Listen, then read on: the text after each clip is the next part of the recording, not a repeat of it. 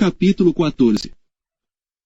Depois falou o Senhor a Moisés, dizendo: Esta será a lei do leproso no dia da sua purificação, será levado ao sacerdote. E o sacerdote sairá fora do arraial, e o examinará, e eis que, se a praga da lepra do leproso for sarada, então o sacerdote ordenará que por aquele que se houver de purificar se tomem 2 aves vivas e limpas, e pau de cedro, e carmesim, e isopo. Mandará também o sacerdote que se degole uma ave num vaso de barro sobre águas vivas. E tomará a ave viva, e o pau de cedro, e o carmesim, e o isopo, e os molhará, com a ave viva, no sangue da ave que foi degolada sobre as águas correntes. E sobre aquele que há de purificar-se da lepra espargirá 7 vezes, então o declarará por limpo, e soltará a ave viva sobre a face do campo. E aquele que tem de purificar-se, lavará as suas vestes, e rapará todo o seu pelo, e se lavará com água, assim será limpo, e depois entrará no arraial, porém, ficará fora da sua tenda por 7 dias. E será que ao 7º dia rapará todo o seu pelo, a sua cabeça, e a sua barba, e as sobrancelhas, sim, rapará todo o pelo, e lavará as suas vestes, e lavará a sua carne com água, e será limpo. E ao 8º dia, tomará 2 cordeiros sem defeito, e uma cordeira sem defeito, de 1 ano, e 3 dízimas de flor de farinha para oferta de alimentos, amassada com azeite, e 1 log de azeite. E o sacerdote que faz a purificação apresentará o homem que houver de purificar-se, com aquelas coisas, perante o Senhor, à porta da tenda da congregação. E o sacerdote tomará um dos cordeiros, e o oferecerá por expiação da culpa, e o log de azeite, e os oferecerá por oferta movida perante o Senhor. Então degolará o cordeiro no lugar em que se degola a oferta da expiação do pecado e o holocausto, no lugar santo, porque quer a oferta da expiação da culpa como a da expiação do pecado é, para o sacerdote, coisa santíssima é. E o sacerdote tomará do sangue da expiação da culpa, e o porá sobre a ponta da orelha direita daquele que tem de purificar-se sobre o dedo polegar da sua mão direita, e no dedo polegar do seu pé direito. Também o sacerdote tomará do log de azeite, e o derramará na palma da sua própria mão esquerda. Então o sacerdote molhará o seu dedo direito no azeite que está na sua mão esquerda, e daquele azeite com o seu dedo espargirá 7 vezes perante o Senhor. E o restante do azeite, que está na sua mão, o sacerdote porá sobre a ponta da orelha direita daquele que tem de purificar-se, e sobre o dedo polegar da sua mão direita, e sobre o dedo polegar do seu pé direito, em cima do sangue da expiação da culpa. E o restante do azeite que está na mão do sacerdote, o porá sobre a cabeça daquele que tem de purificar-se. Assim o sacerdote fará expiação por ele perante o Senhor. Também o sacerdote fará expiação do pecado, e fará expiação por aquele que tem de purificar-se da sua imundícia, e depois degolará o holocausto. E o sacerdote oferecerá o holocausto, e a oferta de alimentos sobre o altar, assim o sacerdote fará expiação por ele, e será limpo. Porém se for pobre, e em sua mão não houver recursos para tanto, tomará um cordeiro para expiação da culpa em oferta de movimento, para fazer expiação por ele, e a dízima de flor de farinha, amassada com azeite, para oferta de alimentos, e 1 log de azeite. E 2 rolas, ou 2 pombinhos, conforme as suas posses, dos quais, um será para expiação do pecado, e outro, para holocausto.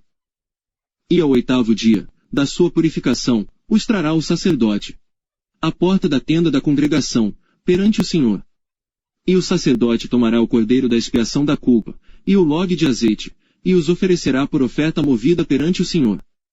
Então degolará o cordeiro da expiação da culpa, e o sacerdote tomará do sangue da expiação da culpa, e o porá sobre a ponta da orelha direita daquele que tem de purificar-se, e sobre o dedo polegar da sua mão direita, e sobre o dedo polegar do seu pé direito.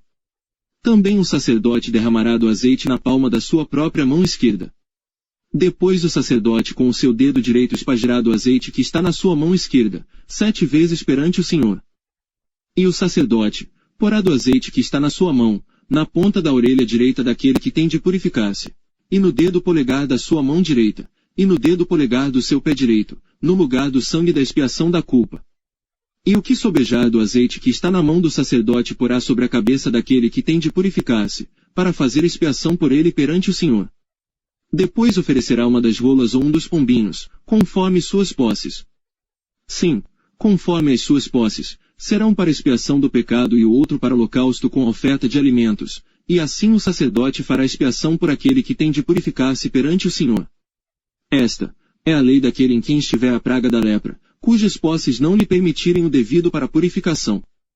Falou mais o Senhor a Moisés e a Araão, dizendo: Quando tiverdes entrado na terra de Canaã que vos hei de dar por possessão, e eu enviar a praga da lepra em alguma casa da terra da vossa possessão, então aquele, de quem for a casa, virá e informará o sacerdote, dizendo: Parece-me que há como que praga em minha casa. E o sacerdote ordenará que desocupem a casa, antes que entre para examinar a praga, para que tudo o que está na casa não seja contaminado, e depois entrará o sacerdote, para examinar a casa.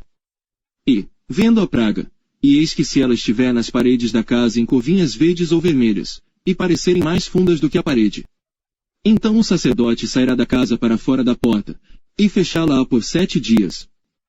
Depois, ao 7º dia o sacerdote voltará, e examinará, e se vir que a praga nas paredes da casa se tem estendido, então o sacerdote ordenará que arranquem as pedras, em que estiver a praga, e que as lancem fora da cidade, num lugar imundo. E fará raspar a casa por dentro ao redor. E o pó, que houverem raspado, lançarão fora da cidade, num lugar imundo. Depois tomarão outras pedras, e as porão no lugar das primeiras pedras, e outro barro se tomará, e a casa se rebocará. Porém, se a praga tornar a brotar na casa, depois de arrancadas as pedras e raspada a casa, e de novo rebocada, então o sacerdote entrará e examinará. Se a praga na casa se tem estendido, lepra roedora na casa, imunda está. Portanto se derribará a casa, as suas pedras, e a sua madeira, como também todo o barro da casa, e se levará para fora da cidade a um lugar imundo. E o que entrar naquela casa, em qualquer dia em que estiver fechada, será imundo até a tarde. Também o que se deitar a dormir em tal casa, lavará as suas roupas, e o que comer em tal casa lavará as suas roupas. Porém, tornando o sacerdote a entrar na casa examinando-a, se a praga não se tem estendido, depois que a casa foi rebocada, o sacerdote a declarará por limpa, porque a praga está curada. Depois tomará, para espiar a casa, 2 aves, e pau de cedro, e carmesim e sopo. E degolará uma ave num vaso de barro sobre águas correntes. Então tomará pau de cedro, e o hisopo, e o carmesim, e a ave viva, e os molhará no sangue da ave degolada e nas águas correntes, e espargirá a casa 7 vezes. Assim, espiará aquela casa, com o sangue da ave, e com as águas correntes, e com a ave viva, e com o pau de cedro, e com o hisopo, e com o carmesim. Então soltará a ave viva para fora da cidade, sobre a face do campo. Assim, fará expiação pela casa, e será limpa. Esta é a lei de toda a praga da lepra, e da tinha, e da lepra das roupas, e das casas, e da inchação, e das pústulas, e das manchas lustrosas. Para ensinar quando alguma coisa será imunda, e quando será limpa. Esta é a lei da lepra.